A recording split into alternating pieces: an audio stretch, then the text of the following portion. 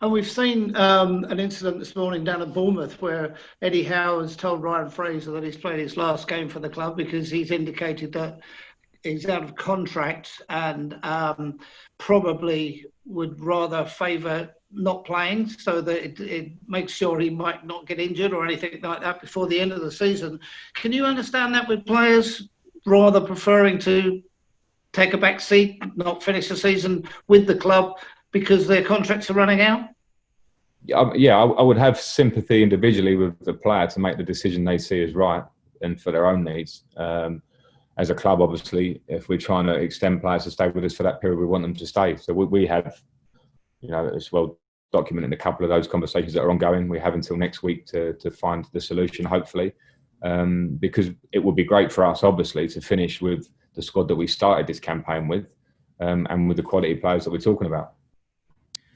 Okay, we'll now go over to Alex at PLP, please.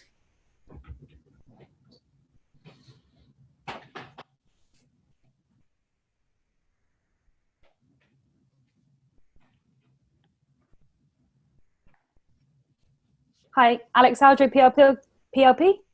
Can you hear me okay? I can hear you, Alex. Okay, perfect. So Frank, you mentioned you've spoken to Timo a lot. Did you speak to him straight after he signed? And if so, what did he say to him? Tell me about that conversation. Well, yeah, I did speak to him and he was excited, which is great. I'm certainly excited to have him here, and we obviously have to hold our breath slightly because we have business at hand, and so does he at the moment, finishing their league. But yeah, I've spoken to him, and as I say, he's the type of player and type of profile we're looking at. Players that can really come here and have a big impact. Hopefully, we'll have to give him a bit of time and adapt him. We know the Premier League is a slightly different animal to all other leagues in world football, but the talent I think Timo has and the work ethic and his personality and humility actually really shone through for me when speaking to him. So I'm very excited to have him in all senses. What's the team news for Sunday? Do you have a fully fit squad to choose from? And we have a couple of issues. We've got Fikayo Tomori has got a muscle injury, probably from the stresses of trying to get fit quickly. We've had to try and go against that. But with Fikayo, he has an injury that should probably keep him out for the next 10 days or so. And with Callum Hudson-Odoi, he had a small injury earlier on in the training process, and he's not match fit, albeit he's physically fit now. And are you pleased with what you've seen in the friendlies, and have those games helped the players adapt to playing in an empty stadium? I hope so. It's been a good process, obviously, to do that because the players will have to get used to that and get used to it very quickly. I'm pleased with some things I've seen, but the real judgment will come on Sunday and onwards, and when it really matters. So we have to be ready. And would you say Aston Villa have a small advantage going into the game, given the fact that they've already played a game at Villa Park behind closed doors since the restart? Maybe. I think you could look at it that way. They've sampled the change in atmosphere and the things that come with that behind the scenes almost as well, the protocol for match day. And maybe they've had a game at a level for their fitness. They have 4 days between games to recover. So maybe there's that, but I don't want to lean on that too much going into the game. You can read too much into those sort of things. Sometimes it's whoever performs on the day.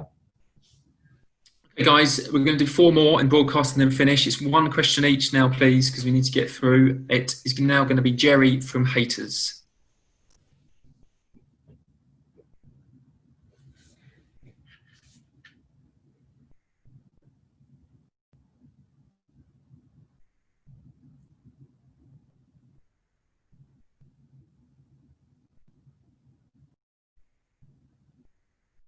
Jerry, don't forget to unmute yourself to begin your question, please. I've got you. Frank, are you okay? Hi, Jerry. You can hear me, yeah. Ruben Loftus-Cheek, is he looking fully fit? And will you have to manage him a little bit carefully through this period after so long out? Yeah. He is looking fit. He's taken part in our training games. He's worked really hard, Ruben, to get back. It's a very difficult injury he had, and we've really missed him this season. So he's got himself into a position where he's fit. Obviously, we haven't had enough matches really for him. So he will have to be managed definitely in terms of the minutes he plays to not overstrain him. But he's looking good going into this game. Okay, Alison Bender, please.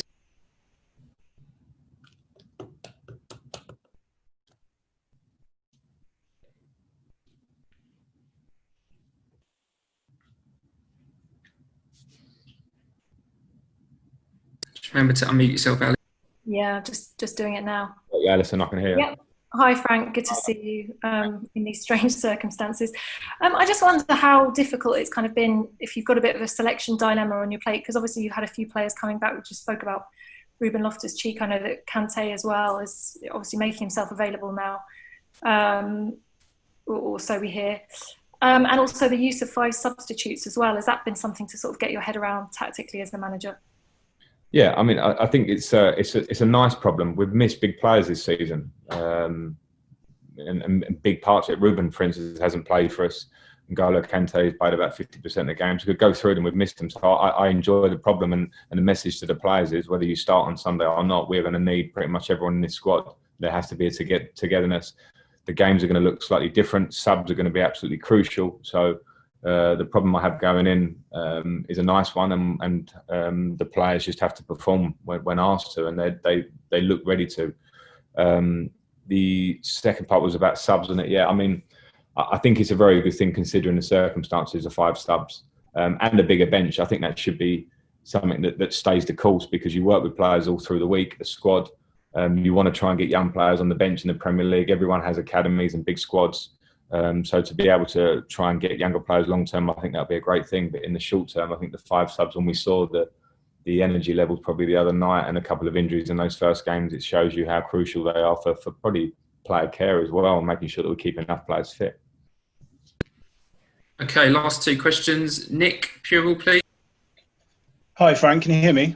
Hi, got you, Nick. Lovely. Thanks very much. Thinking about the goal line technology situation, it's almost 10 years since your goal that never was against Germany.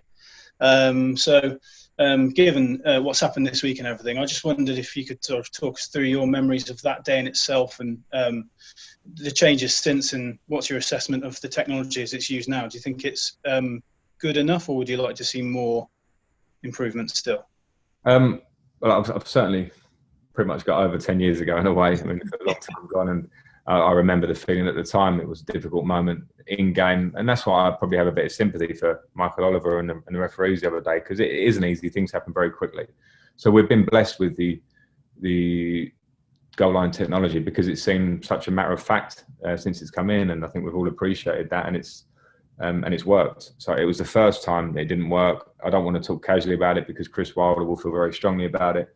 But I think it's been very good, and if that moment the other day has to serve to be corrected to make sure it doesn't happen again.